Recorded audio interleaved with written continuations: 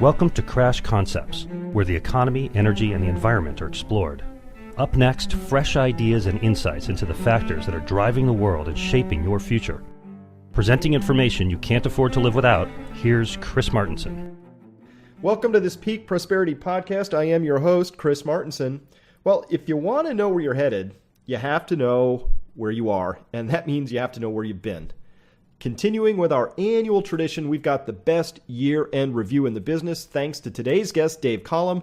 For those of you unfamiliar with Dave, maybe haven't listened to last year's podcast or read last year's year in review, he is professor of chemistry and chemical biology at Cornell University, where I got my MBA. We didn't meet there. Wish we had.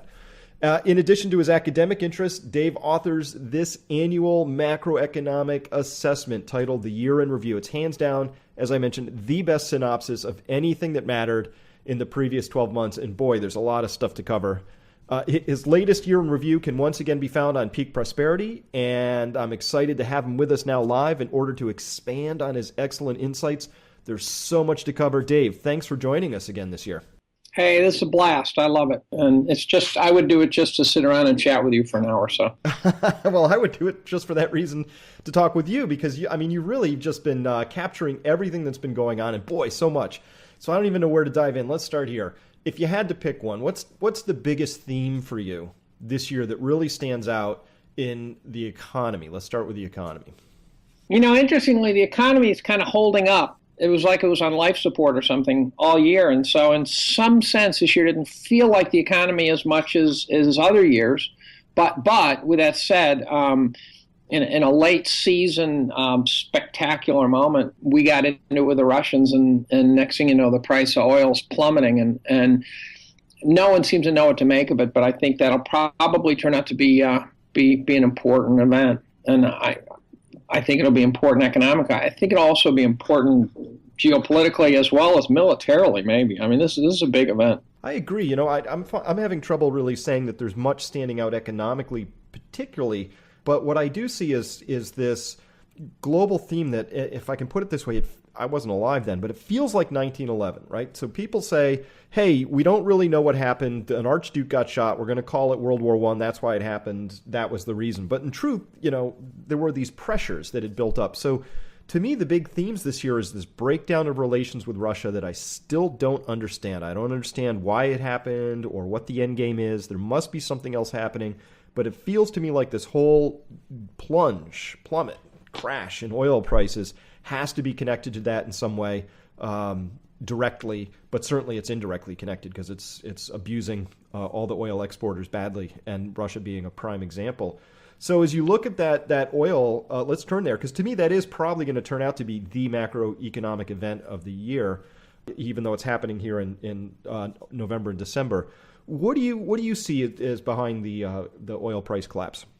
Well, you know, actually, just to back out a second, since I thought you wanted to keep me on the economy, let me just pan out a little bit and say that to me the global economic theme is existential risk, and that's a phrase I use repeatedly throughout my year in review. And that is, there's just things that now seem to be coming to a head, and a metaphor that I came up with that I just love because I know the game well. It's this game of Tetris, this global Tetris. And I when you play that thing, you know, you place these pieces methodically, and then the game starts accelerating, and you start placing pieces faster and faster. And you reach some point where you simply can no longer successfully place the pieces. And it feels like the authorities, the monetary authorities, the geopolitical authorities, you know, all those people who are really calling shots around the globe are playing that game, and it feels like it's accelerating now. And the end of the game is called topping out, and I'm wondering when that topping out is going to occur. With that said, the energy is part of that game. That's one of the many facets of this year that just felt like something big could happen. And so you listen to the pundits on TV, and they get the fact that it's about Russia. There's a lot of discussion about how the Saudis are trying to put our frackers out of business. I don't think that's it. I think it actually started with ISIS threatening Saudi Arabia, and us meanwhile being in a tiff with Russia, which in my opinion is our fault. So I agree with you. I don't know what happened. This geopolitical situation we're in, I can't even tell you a story about what happened, but it appears as though it started when we toppled the democratically elected government in Russia. And then from there, the Russians moved to Crimea. Next thing you know, we don't like that. And so then the Saudis end up threatened by ISIS. And I think what we said to them, this is speculation. I think what we said to them was, look, here's what we'll do. You talk down the price of oil, that'll beat up Putin. We'll take care of ISIS. We'll call that even, right? And so the first thing that appeared in the oil sector, in my opinion, the first thing that I spotted were the Saudis talking about where they would be comfortable with oil. Mm-hmm. It's contemporaneous with us starting to sort of saber rattle against Russia. And the Saudis are not comfortable with lower oil prices. They say that for a reason, and the reason seemed patently obvious tied to the Crimea problem. And so, maybe our frackers are knocked out, but the price of oil was doing great. They were selling oil at a high price. So I don't see how that makes sense. Well, it doesn't make sense. And here's the other thing, to say that Saudi Arabia is interested in putting the frackers out of business. Saudi Arabia produces mostly heavy grades and sour grades of crude. So people often get confused because it's presented in the media as if there's like an oil market, right? Oh, there's just oil. It's this one substance. It's like saying water, fresh water. It's this one thing. It's not. There are all these different grades. And the truth is that the kind of grades that come out of the fracked area are really light, sweet grades, and they're not in competition with Saudi Arabia at all. Like to have a refinery, you have to build it, and you have to build it for a very narrow range of crude grades that can be put through that thing. And so our refineries in this country are mostly geared for heavy and sour grades at this point in time. So we're still importing oil, and we're still running it through our refiners, and we've got all this stuff piling up. So when they say in the United States, oh, we're interested in exporting oil again, what we're really saying is we're interested in exporting these grades of oil that we don't even have any use for because we got so much of this stuff here because the grades are all wrong. So Saudi Arabia is not in direct competition with the frackers because they don't produce the same product. And that's an important point that really isn't being talked about much yet. Yeah, boy, you're much better at that stuff than me. I think that's right. And I don't think that the frackers ever were in any way threatening Saudi Arabia, as you say. Interesting, at some point in the next few minutes, we should talk about whether they understood the collateral damage that would be done as we attempted to engineer a serious beating on Putin. Did we understand all the collateral damage that would be done? It's not obvious to me that we understood that. No, this is a great point. And I believe, this is my personal view, that the people in the State Department are political beasts and the people in the executive branch are political animals. And that's what they know. And so geopolitically, it probably makes a lot of sense to go ahead and crush oil and see if you can really batter Putin a little further. Because, the sanctions on his friends and advisors wasn't really cutting it for some reason. So when we look at that, though, then you have to turn the page and look at the other part of the story. Already, we have 150 billion of worldwide projects, oil projects that have been yanked. Tar sands, deep water, now shale projects are being yanked. So we're looking at that, and the thing those political animals and beasts don't understand is, A, you need oil to run an economy, and B, the world has spent since 2005 $3.8 trillion and gotten exactly 0 more barrels out of the ground for their trouble. So we're on this treadmill in this story right now where we have to spend huge amounts of capital just to keep our oil quantities in place, and that is all now at risk. And I don't think the political animals really get that. And I certainly hope people in the oil business are knocking on their door going, hey, you have to understand something here. This industry can't take a year of these prices. And what do you bet they didn't see the crisis in the high yield debt market coming? Right? I think when they crushed Putin, when they went to crush Putin, which by the way, and I talk a lot about Putin in this year in review, but the idea of trying to hurt the Russians, cause pain, these guys are tougher than nails, right? These guys survived the siege of Leningrad. You're not going to hurt them in a way that would hurt us if it was a quid pro quo. But do you think the guys in the State Department understood what would happen to our junk bond market when we crush Putin? I'd be shocked if they saw that. I don't think they think in economic terms or energy terms or environmental terms. I don't think any of that stuff really fits on their radar screens. I believe that they are just purely political animals. And I see that written out again and again and again. Everything the Justice Department has and has not done, everything that the State Department has and has not done, everything that Obama proposes and fails to propose, none of those make sense to me on economic terms, energy terms, environment terms, none of that. They're all just political maneuvers. But that's how I see it.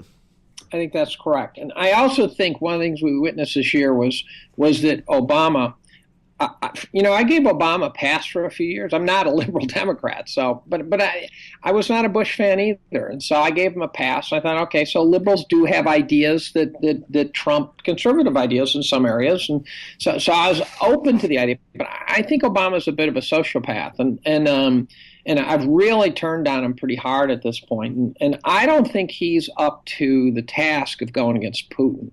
And so meanwhile, Obama's throwing his rhetoric that he thinks is so clever at Putin, and Putin's this incredibly tough ex-KGB guy. He's not gonna care about that. He doesn't care what people think. And by the way, his popularity rankings in Russia are probably 5 multiples of Obama's here, right? I mean, he's a popular guy in Russia. You're not going to pressure him. They'll eat less food. They'll heat their houses less. They'll take the beatings. Absolutely. So I do think that I share with you this idea that Russia is a tough adversary. It's not as simple as, calling in some NATO airstrikes and getting rid of Gaddafi and, feeling flush from that and, running a little revolution in Egypt and getting somebody tossed out there and then, doing a little crush action on Syria and whatever we've done in Iraq. I think the State Department had sort of gotten ahead of itself in believing that it really could go undertake regime change wherever it wanted to. And I think that's what they're after in Russia. And Putin has said as much, right? He said they're going for regime change here too. Good luck with that, right? It's not going to happen. What do they think they're going to get when Putin's done? That's what I don't understand. So this whole battle with Russia looks to me like we just didn't get. Why do I think I know? I don't know.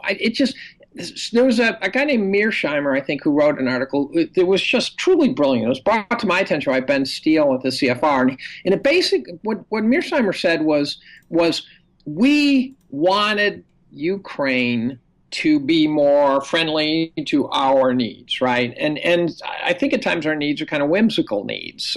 This is not some sort of national security need. This is just what we want. And what we failed to calculate is Russia had to have Ukraine for its needs. And so ours were wishes, his were needs. You don't win that one, right? This is a losing fight. And so we knock over regime, we create a vacuum. Russians come running in unmarked vehicles.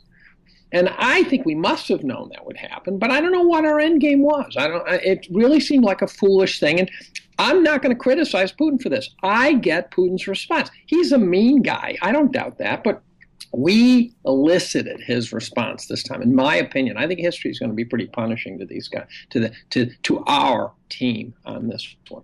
Well, I knew it was bad when both Gorbachev and Kissinger, within 2 days of each other, came out of their caves. Kissinger at least lives in a cave, I think, and said, "Hey, let me give you a little diplomatic tip here." Kissinger basically said, "If you don't have the end in sight, you really shouldn't be doing what you're doing." Like he basically said exactly what you said, which is, "I don't think you guys know what you're doing here," and because nobody can detect what the end game is. So. Massive uncertainty. Nobody seems to really know what the game is. That's why I think it's like 1911. Nobody can explain. And I've talked to people who are, very intelligent, people who've been in the business, people who've been in government, and I've been asking the same question, which is, what is our game plan with Russia? And nobody can say. Like even when we say, we've put all these sanctions on Russia so that they will, do something different. And I've asked, nobody can tell me what the list is. What should they do different? Exactly what would they do differently? And it was hysterical when there was that G20 meeting down in Brisbane, and Harper comes up and from Canada and says to Putin, "Hey, you really need to get your troops out of Ukraine." And Putin's like, "I don't have any troops in Ukraine." And in this day and age with satellites, that if you can't show a picture and say, "There are your troops," see them? See all those troops? Like nobody can produce the pictures, so that they're still at the level of the Prime Minister of Canada is going fact-free in a confrontational way with another superpower without any data is astonishing to me. And so that to me is sort of just a larger metaphor for what I'm seeing in the markets as well. There's a lot of fact-free sort of positioning and maneuvering going on. And I've been extraordinarily bearish on these markets for a while, not because I think they're necessarily going to go down, although I think they ought to in a lot of cases, but because they no longer represent reality to me in any way, shape, or form. And even so, I get. So the other answer to your original question is what did I pay attention to? I think I spent the majority of ATP in my brain worrying about the bond market this year. Yeah. And it just, we are hitting multi-century lows in yields, which, as your readers already know, it means that the prices of the bonds are at multi-century highs. And I actually put a list of yields by country in my review, and they're ridiculous. And so you're looking at these long duration bonds that are returning nothing. And so you've got currency risk, you've got default risk. I mean, we're talking Spain at 3%. This is just crazy time. On the 10-year, right? And Italy at 2% on the 10-year. God, those are not investors. Those are either speculators or just pure sovereign interventions, and probably a combination. So the bond market I watched all year, in the best case scenario, this is the horrifying part. The best case scenario is the market never collapses and you don't get squat for yield forever. How is that possibly good? And then for the bond owners, it's much worse from there, right? The bond owners could lose all their principal, and they could really get crushed, and it's not a retrievable crushing. If they get crushed, that principal's gone. For the bond buyers, that would be the best case scenario. You and I probably, we would love to see interest rates soar at some point, and then we could scoop up the debris.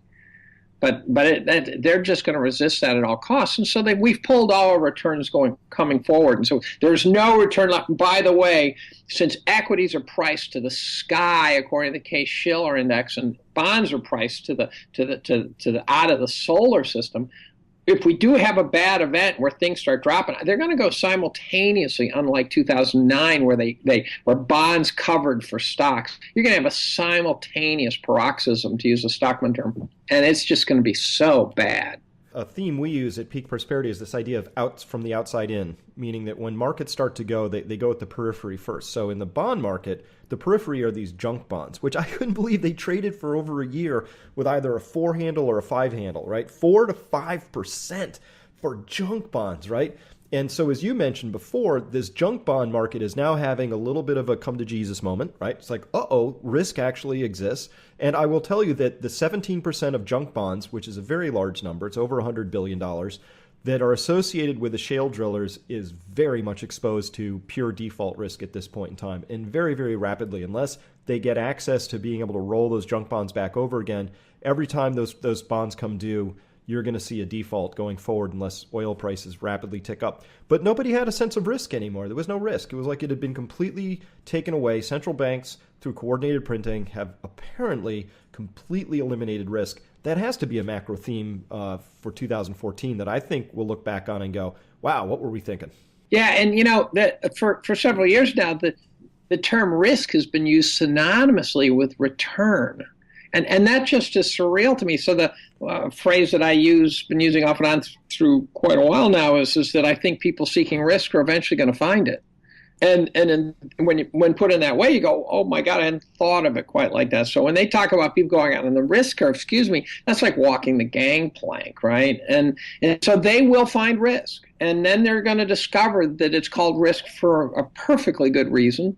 And the bond guys are going to discover that it was a bond and it was so big that they couldn't see it. I call it a caldera. I actually Googled that, and best I can tell, I own that term.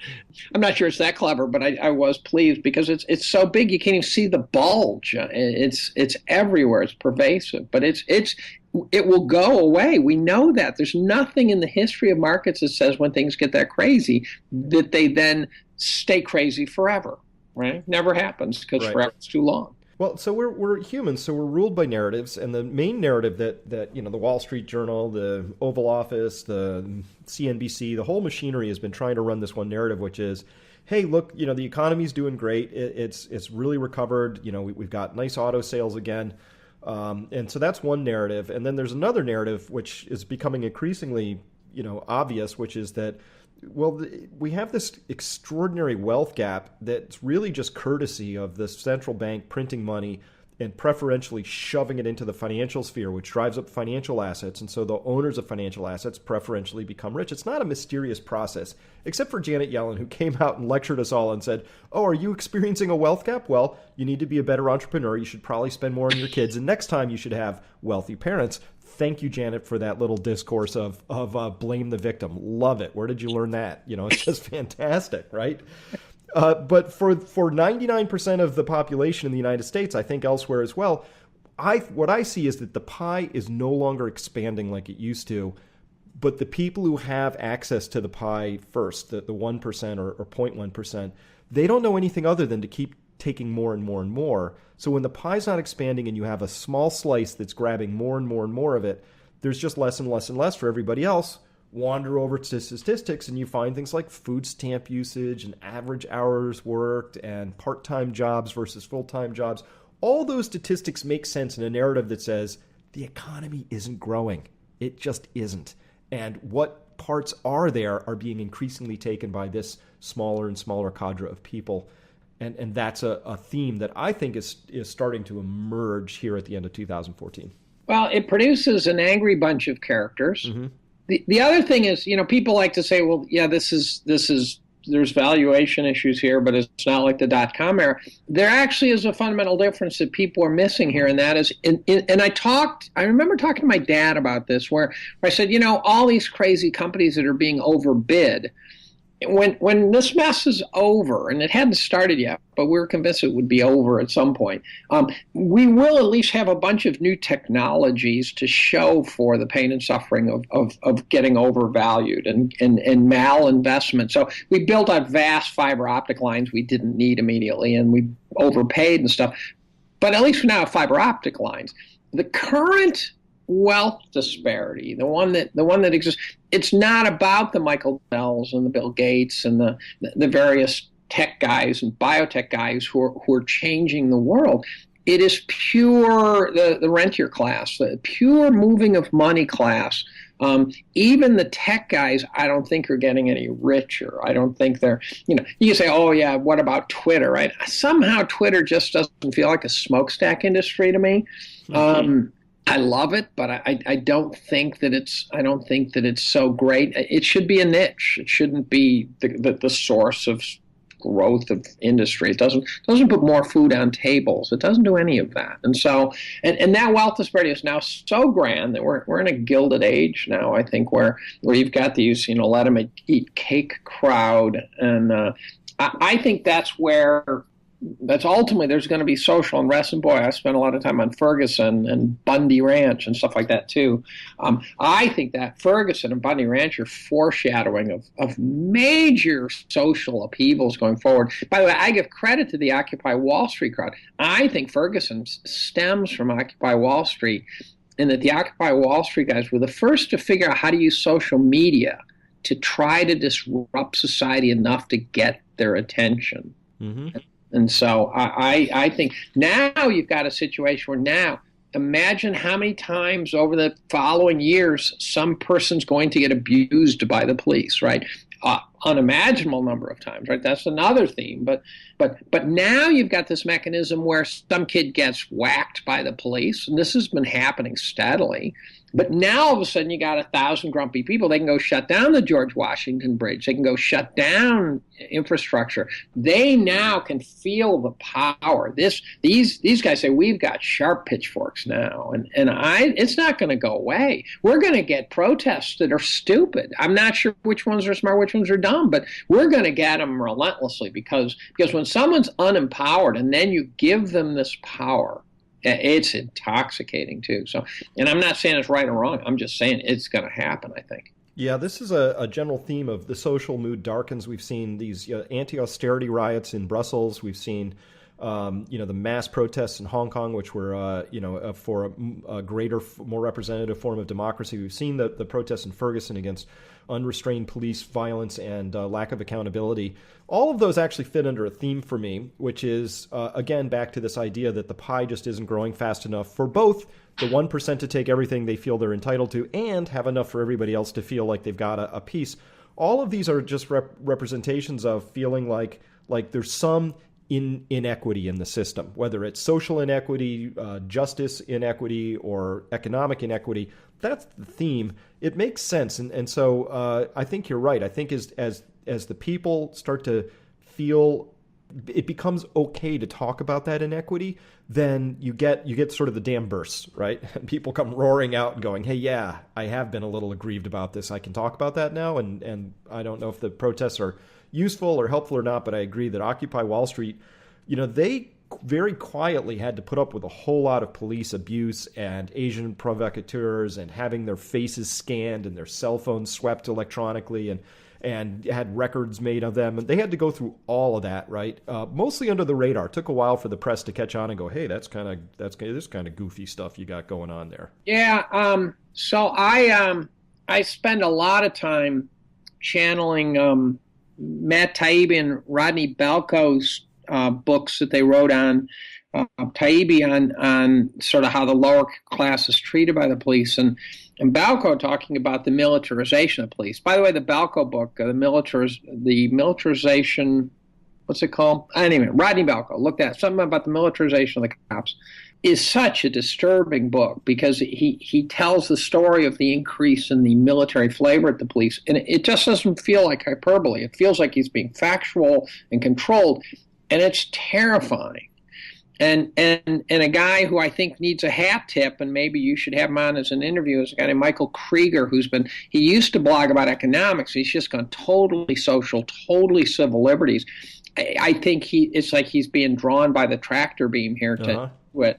And he's been out there just screaming. Unfortunately, Zero Hedge picks up on him and posts his stuff, and so it gets some legs. But I'd like to throw a big heads up to read Michael Krieger's Liberty Blitz, because he's out there fighting this fight. Best I know out there doing this. So, yep. No, I've read his stuff. It's very good, and because it's almost like there's an outrage du jour.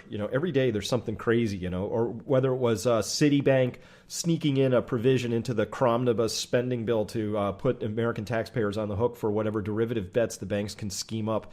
It's just crazy that every day there's a little insult like that, and it's almost too fast to keep up with at this point. And so there's I have a sense of just sitting back watching this and going, all right, there's very little positive to sort of cling to here politically in my own country that I can believe in. So probably just best to watch this. And so let me sneak back to this idea of the narrative. So one of the narratives is, with equity prices being crammed to all-time new highs, I think we had 54 separate incidents of hitting new highs in the year 2014, which, by the way, I think 1929 was the last year that we had so many new highs in a single year. And that should have really been very, very helpful to anybody with a portfolio. One of the mysteries to me, Dave, is the state and municipal pension systems. Every time I crack open the covers and look into those, I'm expecting to see them saying, "Oh, we're very healthy now. We're back to fully funded or something," and that's just not the case. What's the explanation for that? I actually think that's logical, because what happens is after they crushed their portfolios in 2009, I think a reasonable individual would say, you got to go back to acting like a pension fund. You got to go back to acting conservative and a proper fiduciary person and quit doing this crazy derivatives garbage you're doing. And so the problem is they end up doing it at the bottom. But I think to say, oh, you just lost all their money, now you have to speculate some more, is less rational. So the idea that they sell at the bottom, that's not foolishness. That's almost had to happen, I think, because someone had to step in and say, stop being crazy. So then no one saw the Fed coming at the level that they showed up, right?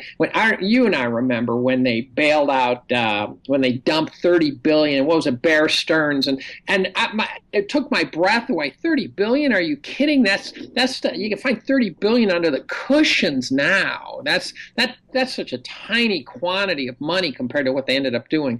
I don't think anyone would have believed they'd do that. And so to say that a person was stupid or irrational for not getting on this train, that doesn't make sense to me. There are people who got on. We'll see if 5 years from now they're still singing about it. because at some point I think they're going to get crushed. Hussman points out a truism, which is a duh moment, but he points out, he says, look, you think you can get out of there, that's fine. Someone will own these assets by definition all the way back down. So maybe you won't be the one holding them, but someone will. And that multi-trillion-dollar extravaganza to the downside is going to crush people again. I think people are out of money. I think they don't have the resources to jump back on. And then you and I, we watched this bull market go, and it was robotically driven, right? Mm-hmm. This thing just marched up. You could put a ruler to it. It is as though there was an algorithm that said, okay, don't let it go below X, make sure it goes up to Y. It is as though it was formulaically programmed into the markets. And, the Federal Reserve governors essentially said that in many, many different speeches. They essentially said, we're focusing on asset prices. They will help bail us out of this mess. So things are working. Well, it's very interesting, and in that I noted that you had a couple of interesting statistics on that whole pension thing, where the message, if I could get one out to people, which by the way, the Pension Benefit Guarantee Corps is just now struggling, and Congress is weighing this idea of saying, maybe we should just, all those people whose pensions were guaranteed, maybe we should force them to take less money. That's how they're gonna shore up. I love that Congress come out. We have to shore up this fund by making these people not receive what they were promised to receive, right? And it is a tragedy, because a lot of cases what happened was that the companies that end up in receivership at the Pension Benefit Guarantee Corps were raided by LBO buyout firms and other places where they just basically raided everything and then tossed the pension over to the public side. Now the public's saying, I can't afford it. But you had some interesting stats in there, and you noted that just the Chicago Firemen's Pension Fund, just the firemen, we're only talking firemen, is $50,000 of liability per Chicago household.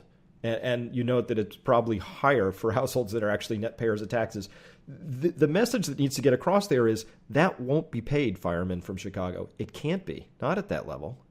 Yeah, the only way you get out of those at a local level is if someone bails them out at a national level. And that just will exacerbate the national situation. So, but I could imagine that, right? You could imagine some omnibus bill that has a Chicago pension bailout jammed in on December 24th at 30 in p.m., right?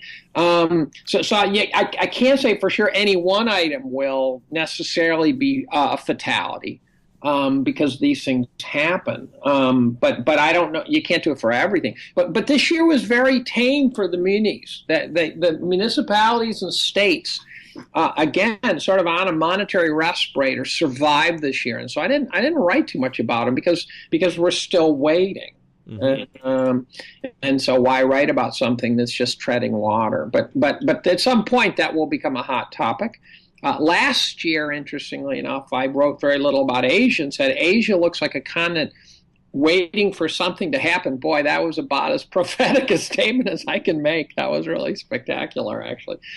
So, the different years have different themes. This year seemed to be, here's the interesting thing about this year's theme is that since it was so geopolitical, right? There were market movements, but it seemed geopolitical. What made it a little challenging to write about this year is because that stuff the mainstream press does a better job at. And so some years when I'm writing, I'm talking about stuff for which I say, mainstream press is AWOL. They're not talking about this at all. This year, the problems, I don't think the mainstream press gets it right necessarily, but at least they were on it. They were on Ferguson. They were on Russia. They were on these topics. And they were on Ebola. And so in some sense, this year was a little bit more of rehashing what actually happened and a little bit less about saying you idiots didn't get it right. There's still plenty of folly out there that got missed, but a little less than usual. All right. Well, let's turn now to one of my favorite topics, which is this idea of market manipulation. And this is, the conversation goes a little off the rails sometimes because I'll have people accuse me of being conspiracy theorists as if that's to shut everything down. But 2014 was an important year for learning about all sorts of market manipulations. Of course, we have the overt ones that they tell us about. The Fed is going to manipulate the price of money. It's going to give us a zero interest rate policy. These are all things that the Fed does quite openly. Less openly, we discovered about, what did we discover this year? We discovered that LIBOR, the LIBOR rate, is London interbank offer rate, that which is the main rate which tens of trillions of dollars of derivatives and loans are actually measured against and set against, that itself was manipulated. And by the way, this took real conspiracies, right? Because the way they get the LIBOR is they take 8 banks, they all submit a rate, and then they take the average from the middle 4. So the only way you can move that rate is if the middle 4 are all moving that rate together. So that's a conspiracy, right? We found out about that. It's probably one of the biggest things you could imagine given the impact it has. And they were doing it for years and years and years. The United States basically punted on any sort of action against those people. In Europe, they were going actually, I think there'll be few criminal actions in there. But so we had LIBOR, we had foreign currency manipulation, we had rigging in the London fix in the gold market, you name it. So market manipulations happen a lot, but I'll tell you what, Dave, I think I see market manipulation almost every single day in the tape. And by manipulation, I mean when some entities come in and dump thousands and thousands and thousands of whatever they're doing, shares, options, contracts within a few milliseconds in a way to move price. And they'll do it both directions, either up or down. But when I see coordinated efforts to destroy either the bid stack or the ask stack, I say that's manipulation. Somebody was trading with an intention of moving the price to make money. I see it every day.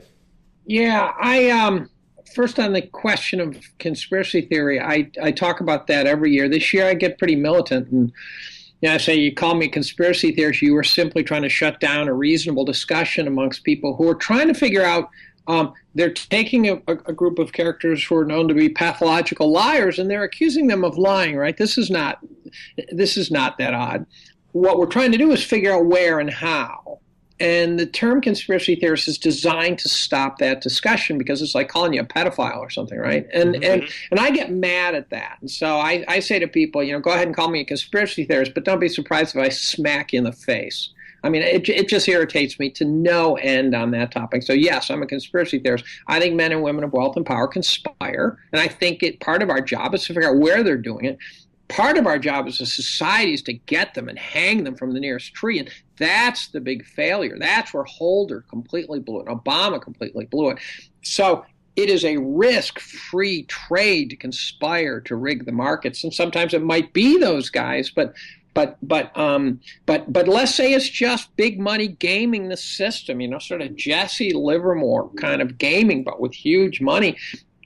There is no consequence to that, even if it's not a sovereign state trying to move the markets to achieve some political goal, which I do think they do. But also the gamers, the guys who can just get stinking rich off the market, say, well, geez, that's fantastic. We can get in this game too.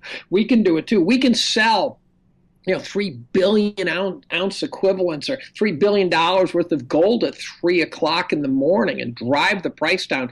And I don't exactly know how they do it, but they know how to then scoop up the pieces, cover their shorts, and do it again the next morning. I don't know how they do it, but it appears to be done, yes. And again, no one will ever go to jail unless you happen to be some small-time patsy and they throw you under the bus. But they're not going to get the big guys for doing this. I'd love to see some discovery in court. Oh my God, it would be great to actually have a real investigation where we could look at real data and see what's happening. To me, all we'd have to do is take one of those mysterious 3 a.m. dumps and open the tape up and say, who was it?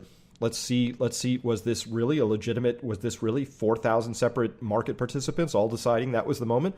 Or is there one entity? And if that one entity was involved, can we see the rest of the trades that entity was engaged in? Because they probably did something like were short the corresponding equities, had sold, had bought some puts, and then went into the futures market and did their business and made so much money on the other parts of those trades that whatever they lost in having to cover their shorts in this side more than made up for it. That's not what trading is supposed to be about, but I see it happening all the time. It's the Belgians. For those who don't get that joke, the Belgians supposedly spent 40% of their GDP buying up treasuries. That was comical. Oh, sure. And by the way, Belgium itself is a complete basket case, so 40% of their GDP doesn't buy up squat.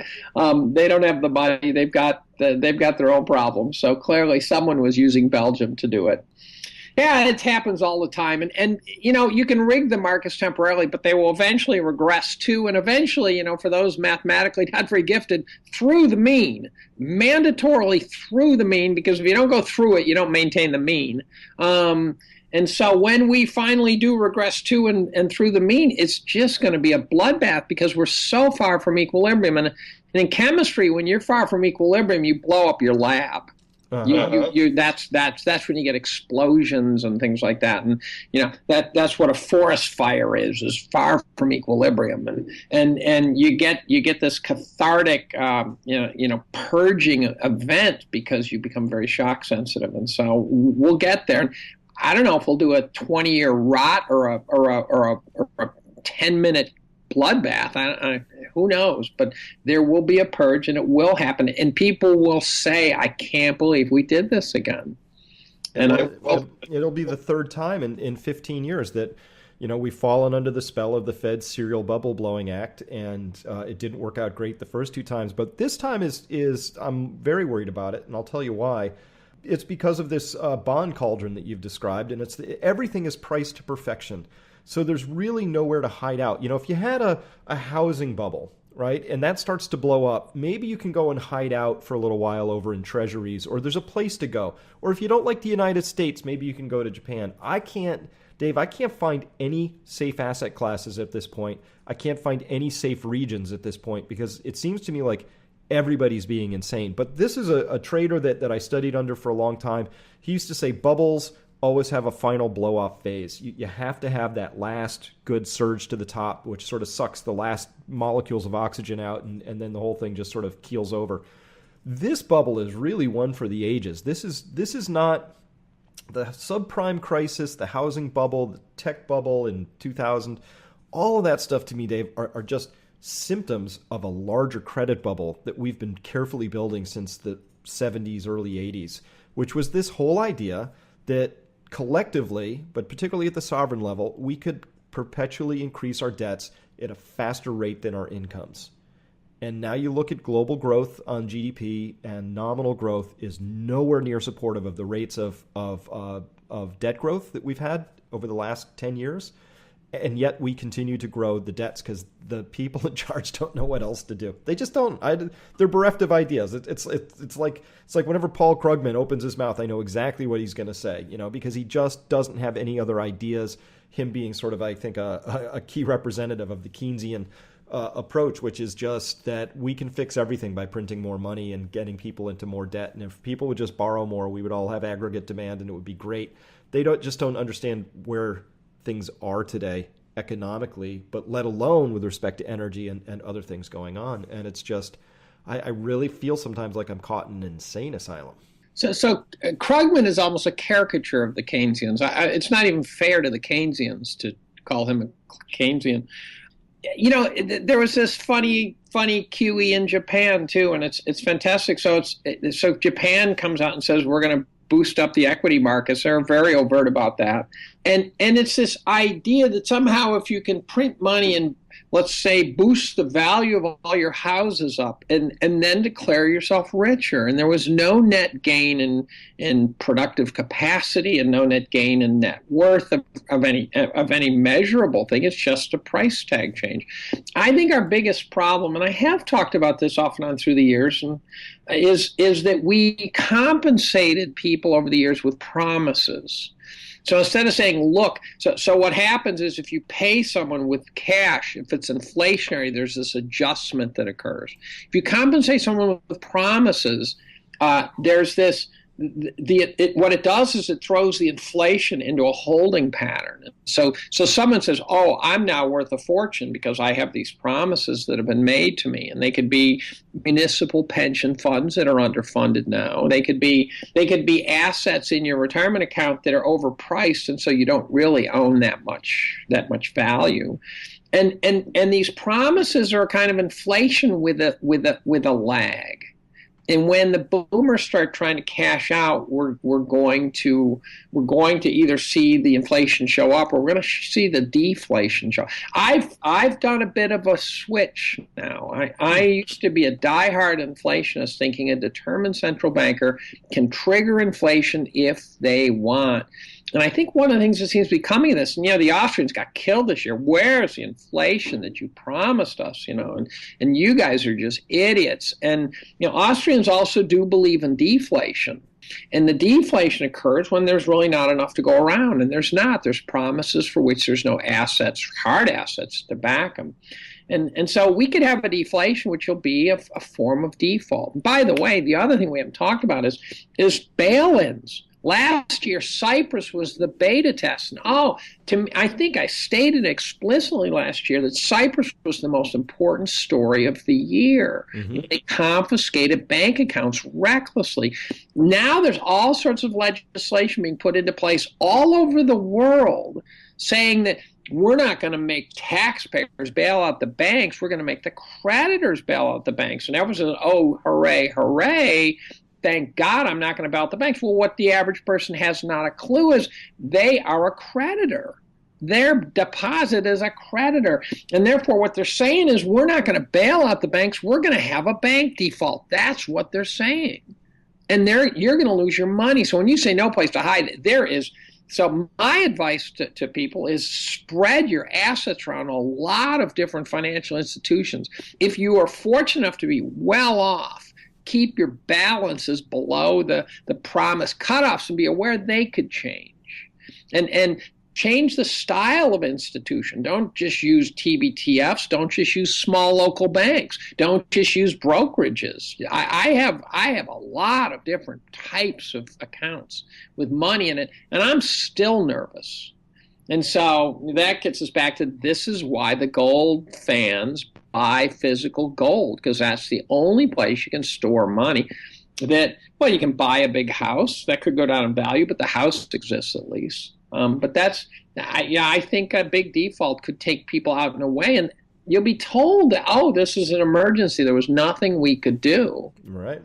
But don't say you weren't warned. It could very well come. Well, this is a theme that we've been running at Peak Prosperity all year, is talking about this wealth transfer that's going to happen. First of all, there's already a wealth transfer underway, which is that we live in a regime of financial repression, which has just a few key components. One is to force people into negative real interest rates, right? So you earn 0% on your bank deposits, which are actually not a deposit, but an unsecured loan to an institution, which you just pointed out. So you're getting 0% on your unsecured loan to this institution, and your inflation is obviously higher than zero. So but they just present it like, oh, well, that's just too bad. Inflation is, higher than your interest. I guess you're just losing purchasing power, as if it's a mysterious thing. But it gets transferred. That purchasing power gets transferred. It's an accounting identity. It doesn't just disappear. The only question we have to ask is who's getting it? Well, that's easy. We can wander over to the statistics and find out who's getting stinking rich today and who's not. And that tells you who's transferring to whom. And then the other part of this program, which is really essential, is capital controls. So we have soft capital controls all over the place with the FATCA Act preventing, go and try and open you say, spread your assets around. Trying to open an account now as an American overseas is very difficult, if not impossible in many jurisdictions, because the banks are like, you're not worth it, dude. Forget about it. And then the last piece is to make sure that the price of gold doesn't give people a safe place, a place that they think they can safely go to. You have to put people in a corral and just force them into your financial repression regime. And that's the thing they've been running. And it's an active program. I call it throw granny under the bus. It's really been stealing from everybody. But the thing that's just really difficult about this for me, Dave, is that it's completely obvious that the people who are benefiting from this, which is the government that can go ahead and overspend, and the banks who have first access to that capital, they're both making out like bandits. And this is a wealth redistribution. But we all are going to lose in the end. There's not a lot of winners when it finally comes to a head. Right. And Hussman had a very clever phrase. Hussman's getting crushed, right? By any measure, Hussman's getting crushed. I think he's dead right, and he's just being eviscerated because the prices say he's wrong, right? Right. But he said you can either look like an idiot before the crash or after the crash. And that so right now we're looking like idiots. But I'd rather look like an idiot now than later. And anyone listening to this who's a bull is going to think we're just a couple of idiots. Yeah. I mean, that's a guarantee. Because prices are always right, Dave. You know that, right? Yeah, I know. Price discovery's also been a theme. I post on Twitter a lot, and I'll the market goes up 100 points and sits there flat all day long, and I'll post a picture of that on Twitter, and I will say, I gotta love that price discovery. And every day almost I find a plot of something that looks like someone just parked it. Or there's a square root function. The market dips for the first half hour, then ramps up and then parks. This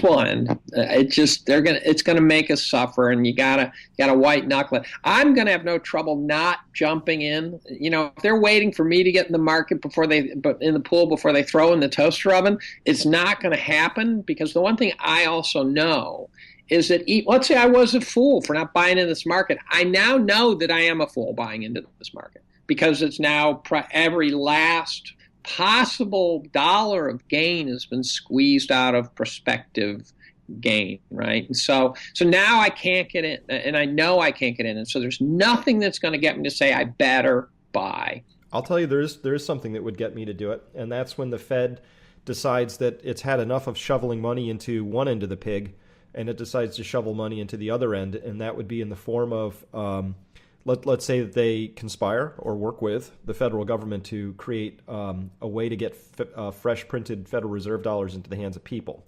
So this might look like a tax rebate. Like I might wake up in April 2015 and they might say, oh, guess what? No taxes this year, and we're giving you back last year's taxes. That's when I run. I do not walk. I run, and I spend every dollar I have on something. And it might be stocks. It might be real estate. It might be more gold. It might be Stradivarius violins. It won't matter. I'm just going to buy stuff, because that to me is the final act in this story. Inflation right out onto the top of the fold of the newspaper then. Yep. Right. So, but I'm not. I don't think I'll buy equities under those conditions. I think I would still stay in some sort of hard asset flavor thing. Yeah, me too, probably. Conceivably could go after maybe something like Walmart, right? I could convince myself maybe a little, but to commit, right? And I know that to make serious money in some idea, you have to commit to it. And I would just never have the heart to go at that one. Yep. Aggressively, and if you think about what it takes to get 10 or 15% of your portfolio committed in one direction, again, if you're broke, it only takes 10 or 15 bucks. But if you've amassed a reasonable wealth over the years, it's a stunning amount of money to get committed in a new direction. You've got to believe almost at a religious level that you're right, and that one would not convince me is the problem. All right, so here we are. We're winding up 2014. 2015, as you look forward, what are you going to be tracking most closely? Well, I think the energy story and all its consequences it's unimaginable to me that that's not going to play out through 15. I think, I cite, I don't have the link to it anymore, but I read the House of Commons met 14 days before World War I. And the notes from that meeting, the minutes from the meeting, have not a single reference to military risk. So it's immediately clear to me on that sort of metaphor that if something really, really calamitous kicks into gear, we're not going to get a lot of warning. And that's why pushing Putin around seems so stupid to me, because he will lash out, and we will get some nasty stuff if you corner Putin. You do not want to corner Putin, I think. And so that could be a big player. At some point when the bond market goes, it'll just be sit back and try to stay out of the splash zone completely if you can. And again, what do? I've got a bank account. With ungodly sums of money. I still haven't moved it. I still haven't diversified enough. And it could get crushed. I'll be better off than the next guy, but I won't be happy. I still haven't figured it out completely. Well, yeah, that is our other macro theme in the wealth transfer is that first there's this sort of slow grinding transfer that's happening because of the financial repression, but we know that there's this massive imbalance between the putative stated current value of the financial assets and the size of the real economy. And eventually those two things have to come back into focus, and they always do. And we will call that a great wealth transfer. Again, this one will be much more aggressive, much more rapid. But it's basically like those people from the who have their pensions now under the PBGC. They'll wake up one day and they'll say, "Oh, by the way, you have 50% less than you thought. We have to cut your pensions in half. Sorry." And it just happens, and people are like, well, where'd it go? That's what I see as the macro theme, is that there's a big where did it go moment coming, and depending on how you're positioned, there will be relative greater and lesser losers in that story. But first, you have to know what the story is. Yeah, I'm going to go buy some of that $60 million balloon art and hide in there, I think. Yeah, it's what makes gold bugs, I think. It's stupid to be loaded up on something as volatile as gold, but I'm having trouble finding other ideas. And so this year, by the way, I bought gold in '99 through brokerage accounts, CEF, and I bought it steadily and bought physical, sort of handful of ounces at a time until around 2004. And then my position just was too big through a combination of appreciation and buying, and I didn't touch it again. I didn't sell any, but I didn't buy anymore, and it just got bigger and bigger and bigger. Then the rout occurred that caused you and I and others to suffer in serious ways. I am back in the market this year, and I haven't been rewarded yet, but I've been back in the market and only buying physical sovereign coins. And for your readers, I pay cash. I get a receipt and I pay cash. I'll let them fill in the gap as to why. But there are actually people out there getting their bank accounts confiscated because the feds decide that they're up to no good. And Forbes did a great article that showed these people are not getting their money back. So I'm nervous even about that. Right. So I'm really worried about the confiscation story. Yeah. I don't know how to duck it. When the jackboots show up, you're not going to be able to hang on to much. Well, yeah, so that's a whole other topic. Maybe I'll get Michael Krieger on to talk about that, which is civil forfeiture, which is just an absolute, complete shredding of every possible thing that I understood about how property rights and laws are supposed to work. Is just a disgusting display of just it's stealing. It's just flat out stealing. Total theft, complete and utter theft at the point of a gun. Yep. And call that what you will. So, all right. Well, I'm looking for, I am going to be tracking the energy story. To me, that is this, not just in terms of price, but it's the amount of energy we've got. Oh, there's such a story coming, and a lot hinges on how long oil stays down. And in this part of the story, the Fed discovers it can't print oil, and other central banks. So that's really going to be it. But I do think that somewhere in the next year or two, there is this reckoning coming. I do believe that my model is that we, the collective status quo defending authorities, are going to do everything possible to prevent it from coming. They will do everything. And so when it comes, it's going to overwhelm them. So it's going to be a rather sudden, rapid event. I think you're either positioned for it or you're not. Those are your choices, because it'll be very hard to maneuver once it's happening, I think. And don't be surprised if the event is hidden under the guise of some other geopolitical event. So it's not going to just happen. Oh, I know, yeah. There is going to be some event which they say, hey, don't blame us, it was the Russians. Don't blame us, it was the Iranians. Don't blame us, it was someone else. That's why your money's gone. This is a national security problem. This is Save America problem. Your money's gone because you're a patriot, right? It'll be some malarkey like that. That's why, I think the correlation of war and civil unrest and stuff, that's why it occurs, is because war covers up. The end of World War II, I've said this several times too. At the end of World War II, there was rubble everywhere, and there were people sitting in what used to be their houses. But what's also true is most of the debts of Europe got erased, and no one complained because they were trying to figure out where their next meal was. And I'm not saying they fought World War II to erase debts, but it does correlate. Yes, it happens. So with that, Dave, thank you so much for your time and for writing the excellent year-end review. And we'll do this again. You bet.